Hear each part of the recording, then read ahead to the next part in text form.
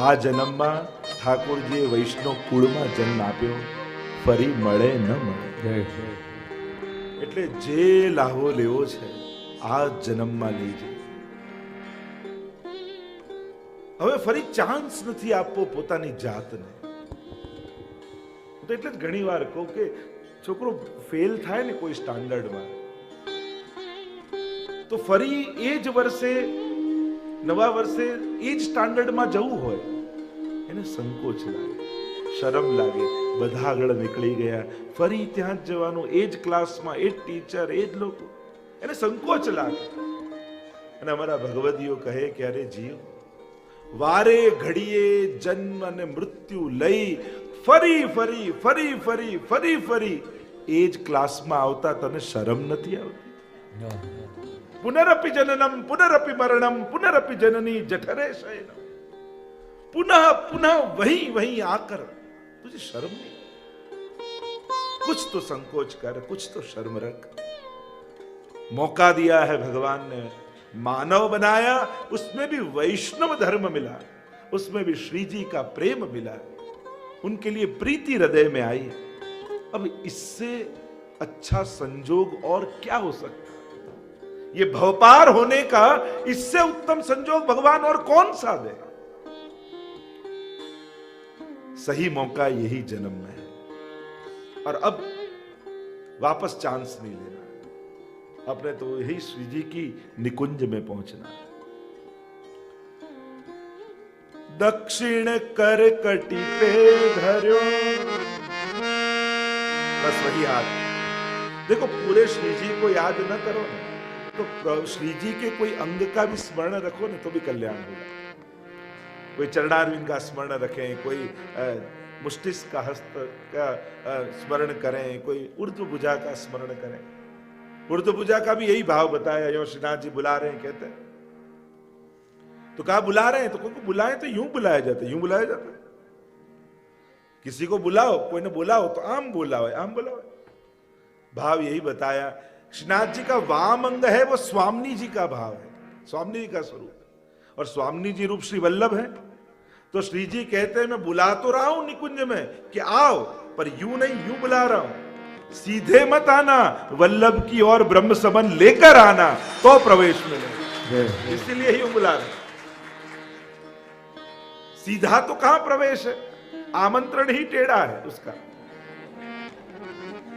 वो तो है गिरधर सब ही अंग को बांको.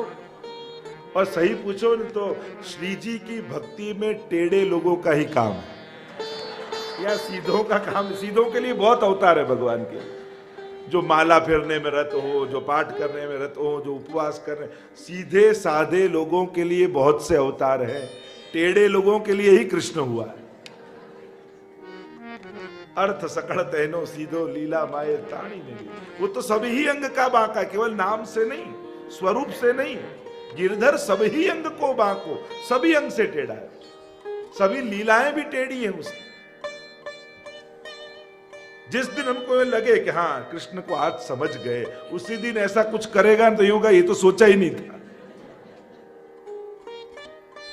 बस कृष्ण का आनंद लो, उसको समझने के बहुत प्रयास में जिंदगी खपा दोगे तो भी वो समझ में आने वाला नहीं. वो तो अनंतम ब्रह्म है, सत्यम ज्ञान अनंतम, उसका अंत ही नहीं है. जो चीज पूर्ण तब दिखाई देती हो जिसका अंत हो. जो अनंत हो वो पूर्ण नहीं आभासित या प्रकाशित हो पाती. तो ऐसे हमारे श्रीनाथ जी बाबा श्याम रूप श्री जी सदा निरखो आठो याम. श्रीनाथ जी के जो स्वरूप की वर्णन है, और श्रीनाथ जी की जब गुणगान करने बैठे हैं तब उनके साथ ये दो स्वरूप जो विराजते हैं, एक नवनीत लाल का और दूसरा श्री विठल नाथ जी का. उनकी भी थोड़ी स्वरूप के दर्शन की जो भाव करें, क्योंकि श्रीनाथ जी गुणगान करने ही बैठे हैं तो ऐसे तो कई कई चर्चाएं हैं, पर सभी पहलुओं को थोड़ा थोड़ा स्पर्श करें.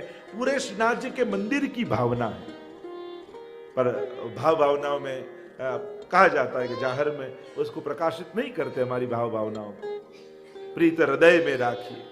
भावनाएं हृदय में भावन करने के लिए होती है, उसकी चर्चाएं नहीं होती. देखो पुष्टि मार्ग में या कृष्ण भक्ति में, ये प्रेम की भक्ति में, जहां प्रेम लक्षणा भक्ति है, वहां रीजन नहीं होते हर एक वस्तु के, वहां इमोशंस होते हैं.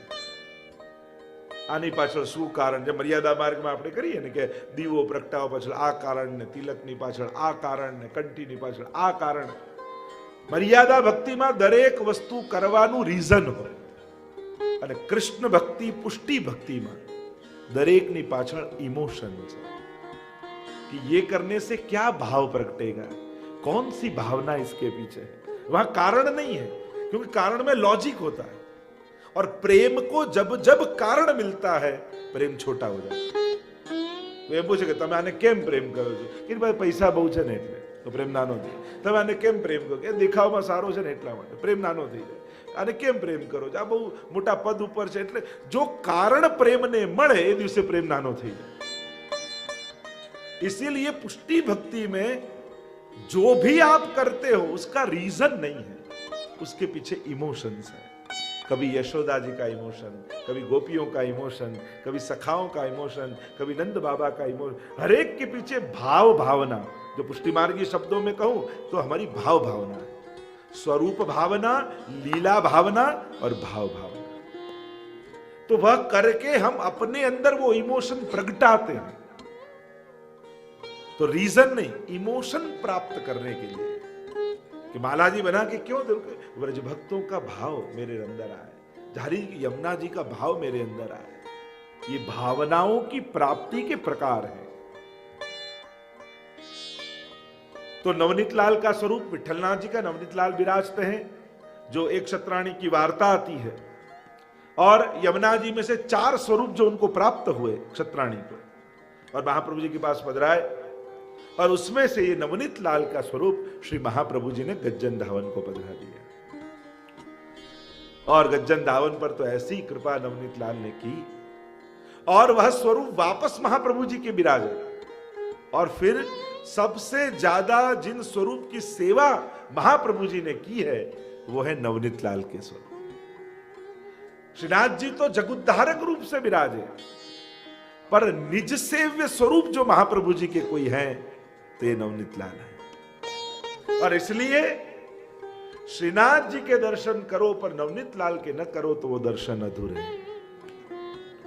विशेष रूप से जो श्री वल्लभ के माथे विराजे, इनके निज सेव्य में विराजे, सेवा में जो विराजे, वो है नवनीत लाल.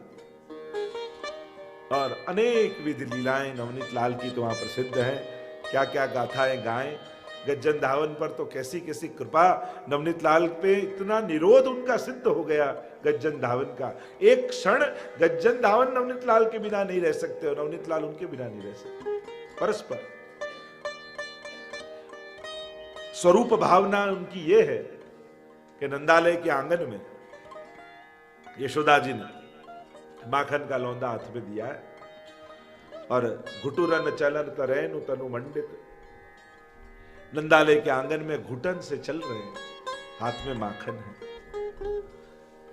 बालकृष्ण लाल होते हैं, उनके हाथ में लड्डू होता है, और नवनीत लाल होते हैं, उनके हाथ में माखन होता है. ये दोनों स्वरूप में भेद. घણા એવા જીવા હોય કે ભગવાન લાડવો બતાવે તો ખેંચાઈ ના આવે,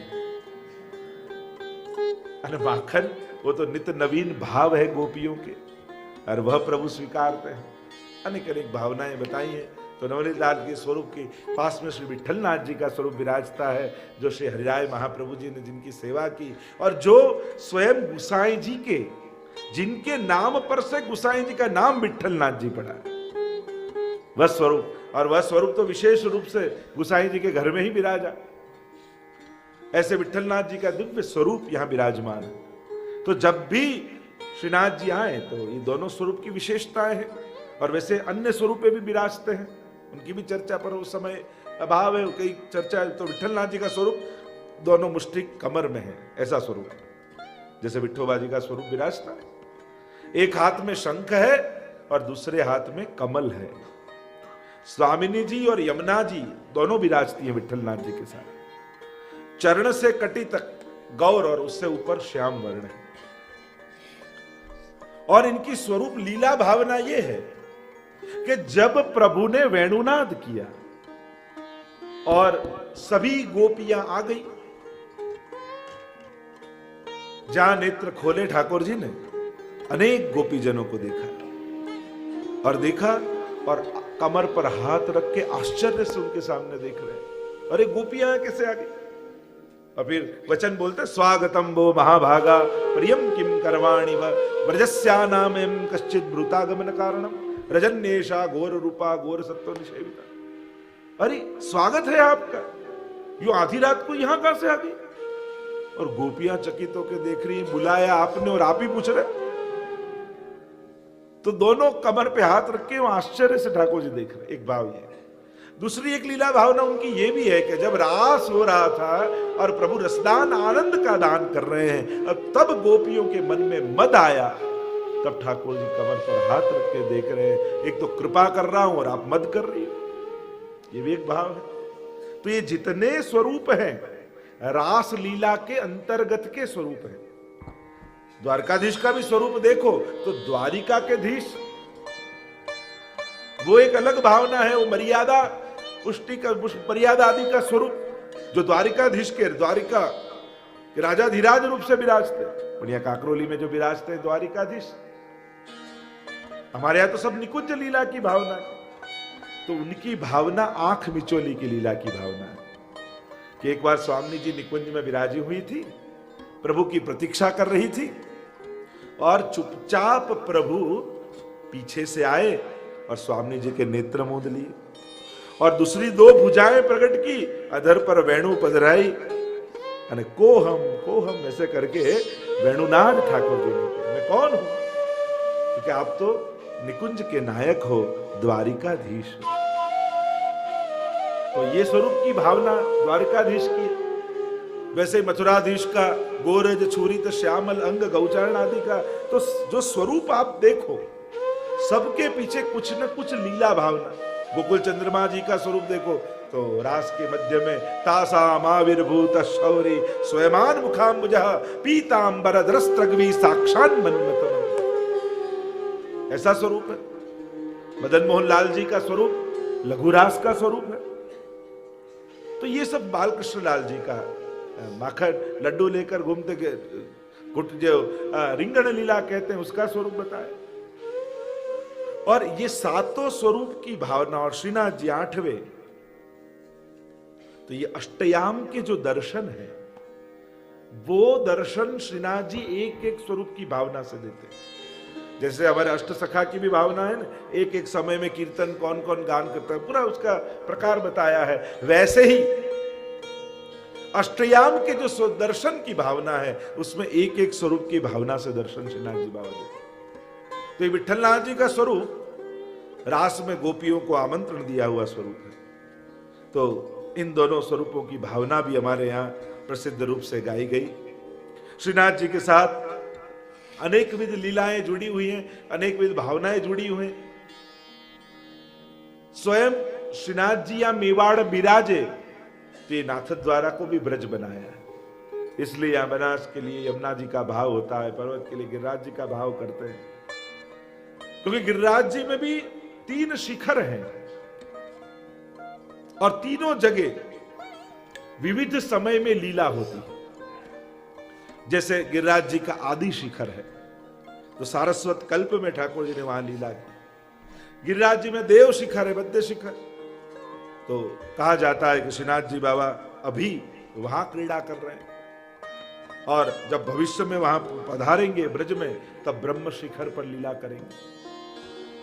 અત્યારે શ્રીનાથજીની लीला गिरिराजजी में क्या चाले छे ये पण આપણને ખ્યાલ હોવો। वहां अखंड लीला चल रही श्रीनाथ जी। तो श्रीनाथ जी के साथ इन स्वरूप की भावना और साथों साथ मंदिर की जो भावनाओं का विचार करो तो कई द्वार हैं, सीपोर आदि अनेक जो पूरे मंदिर की भावनाओं का क्रम है उसकी भी चर्चा हो सकती है। हर एक की भावना से मोती महल सामने विराजता है तो उसको मोती महल क्यों कहते हैं जहां वल्लभ कुल विराजते हैं, उसकी भी पूरा भावना ब्रज में ऐसी भावना की जाती है कि एक बार जब ठाकुर जी और राधा जी की सगाई तय होने वाली थी और सबने वहां ब्रजभान जी कीर्ति जी को कहा, अरे एक तो तुम्हारी छोरी 2 साल बड़ी है और ऐसी गोरी गोरी है वो कारो कारो। ये कहां तय कर दिया आपने? सब आके कहने लगे, कीर्ति जी को समझाने लगे। अब हुआ हम तो आज तय करने जा रहे हैं सगाई। कीर्ति जी को हुआ कि कुछ ऐसा करूं कि सगाई टूट जाए। हमारी ऐसी गोरी गोरी राधा को कहां कारे कारे से ब्याह दे। और आए ब्रजभान जी, कीर्ति जी, और ऐसे ब्रजवासी लीला गाते हैं। तो कई भावनाएं, कई प्रसंगे ग्रंथों में नहीं होते, वो तो हमारे ब्रजवासियों के मुख में विराजते। तो आए हैं, सोचा कि अब कैसे क्या करें। यशोदा जी को तो बड़ी पसंद आ गई राधा जी कि हमारे तरफ से तो सब तय। क्या करना? तो बड़े महंगे मसराई मोती की माला कीर्ति जी के पास थी कि हुआ कुछ ऐसा करें कि ये लोग कर नहीं पाए और सगाई टूट जाए। तो वो बसराई मोती की माला ठाकुर जी को पहराई और कही कि ये मोती गाड़ा भर के लेकर आइयो, सगुन दे जाइयो और हमारी छोरी सुतह कर जाइयो। अभी वृषभान जी, कीर्ति जी राधा जी को लेके चले तो गए। अब ये लोग यशोदा जी और सोचने लगे, अरे ऐसे मोती कहां से लाए, अब कहां मिलेंगे ये सब। ठाकुर जी ने कही, मैया चिंता मत कर, मैं व्यवस्था कर दूंगा। तो नंदालय के पीछे बड़ो बगीचा थो, वहां पे ठाकुर जी गए और मोतीन की माला तोड़ी और मोती बिखेर दिए। अब रात को बिखेरे, सवेरे जाके देखे तो सब में झाड़ उगे और झाड़ में मोतिये लटक रहे हैं हजारों। और यशोदा जी से गई कि गाड़ा के गाड़ा भरो और भेजो वृषभान जी के घर। और कहो जाए ऐसे कि ठाकुर जी ने उन मोतीन से एक महल स्वामी जी के लिए बनायो। यासु स्वामी जी रू वल्लभ जहां विराजे वाकू मोती महल कहो। ये भाव है, इसलिए वो मोती महल कहा जाता है। ऐसे हरेक स्थान की विविध प्रकार की लीलाएं, विविध प्रकार की भावनाएं हमारे। कमल चौक की क्या भावना, मणिकोटा की क्या भावना, निज मंदिर की क्या भावना, तिवारी की क्या भावना, सीपोर की क्या भावना, ये सब भावात्मक है। इन्हें केवल ईंट चूना पत्थर की दीवार या मकान नहीं मानना चाहिए। ये लीलात्मक और भावात्मक, एक एक सीढ़ियों की भी भावना है हमारे। ये नवदा भक्ति का भाव है, प्रेम लक्षणा रूप है, सबकी भावनाएं बताई। तो श्रीनाथ जी के गुणगान में ये भी एक अंग रूप, उनको मंदिर भी, जैसे गिरिराज जी के ऊपर श्रीनाथ जी का मंदिर बना, वैसे ही अनाथ द्वारा में जो मंदिर है, जो अजब कुंवरी बाई की कुटिया में ठाकुर जी विराजते हैं। बाहर जब भी मंदिर बनाया गया तब कहा कि कुटिया ऐसे ही रहने दो, बाहर भले बड़ा मंदिर करो। इसलिए बाहर सब लोग कहते हैं कि वैष्णव की व्यवस्था, वैष्णव की व्यवस्था। अरे देखो तो सही, श्रीनाथ जी करते आपके लिए कितनी बड़ी जगह है। श्रीनाथ जी का निज मंदिर तो बड़ा छोटा सा, वो तो छोटे से में आप विराजे वालो छप्पर तरी, आप तो छप्पर के नीचे विराजते। तो ये सब विविध प्रकार की भावात्मक, पूरा नंदालय का भाव है। किस प्रकार सारस्वत कल्प में नंद बाबा और यशोदा जी के वहां लालन विराजते और ब्रजभक्त जिस प्रकार से सेवा करते, और उसी भावना से हमारे यहाँ अष्टयाम के दर्शन है। ये भी श्रीनाथ जी के गुणगान का एक अंग है, अष्टयाम दर्शन। जब भी हम यहां आते हैं तब सबसे पहला विचार, मंगला क्या रे खुल से, रात भोग क्या रे खुल से। श्री जी से भी ज्यादा उनके दर्शन की तत्परता, उनका विचार, एनी व्यवस्था। અને ઘરમાં ક્યારે વહેલા ના જાગ્યા હોય, જીવનમાં ક્યારે સૂર્યોદય થતા ના જોયો હોય, એ નાથદ દ્વારામાં સૂર્યોદય જોઈ લે।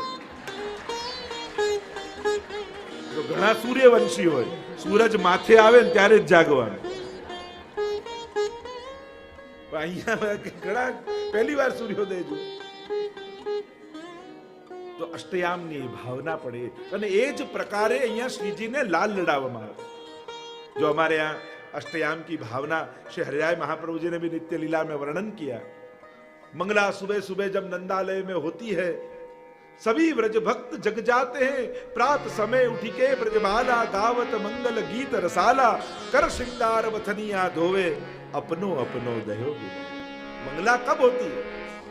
जे देखाय छे ए ज नहीं जोवानुं, जे जोवा आव्या छे ए जोईने जवानुं।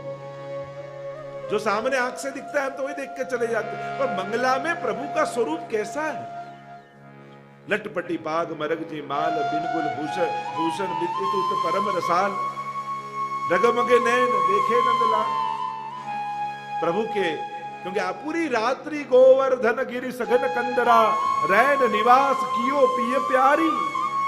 ये श्रीनाथ जी बाबा तो रोज पधार जाए गिरिराज जी की कंदरान में, और वहां पूरी रात्रि रास चला हो, और उस रात्रि में हुए रास का आवेश मंगला के समय व्रजभक्तों को मुखारविंद में दिखाई दे, और जब ये दिखाई दे तब मानना आज हमारे जीवन की मंगला हो गई। इसलिए मंगला दर्शन की विशेषता है। અમે ઉઠ્યા મુખ પહેલા જોઈએ તે મંગળા નહીં, પણ એ રાસમાં અમારો અધિકાર નથી, અને રાસના દર્શન મુખારવિંદમાં અમારે કરવા છે, તો એ રાસના દર્શન મંગળા સમયે મુખારવિંદમાં હોય એટલા માટે મંગળાનો આગ્રહ હોય। પ્રિય ભક્તજનો, જે શ્રીના આ વચનામૃત તમને ગમ્યા હોય તો આ વિડીયોને લાઈક કરજો, વધુમાં વધુ વૈષ્ણવોને શેર કરજો, અને કમેન્ટ બોક્સમાં જય શ્રી કૃષ્ણ જરૂર લખજો, અને અમારી ચેનલ શ્રી વલ્લભને સબસ્ક્રાઈબ કરવાનું ભૂલશો નહીં, જેથી તમને આવા અવનવા વચનામૃતો મળતા રહે। સર્વે વહાલા વૈષ્ણવોને ભાવથી જય શ્રી કૃષ્ણ।